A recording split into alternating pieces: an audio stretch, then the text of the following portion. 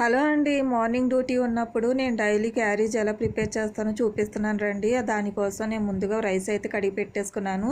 అలాగే పాలకూర శుభ్రం చేసేసుకొని పాలకూరన ఉల్లిపాయ పచ్చిమిరపకాయ కరిగేసుకొని పప్పు వేసుకొని అందులోని మొత్తం వేసేసుకున్నాను. ఆ తర్వాత ఉప్పు కారం వేసేసుకున్నాను.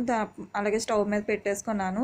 ఇలా పోపు రెడీ చేసేసుకున్నాను. తర్వాత వంకాయ బజ్జీ వేద్దామని పిండి కలిపేసుకున్నాను. తర్వాత వంకాయలు కూడా ఉప్పు కారం వేసి కలిపేసి ఇలా లైట్గా తక్కువ నూనెతోటి ఇలా వంకాయ బజ్జీ చేసేసుకున్నానండి.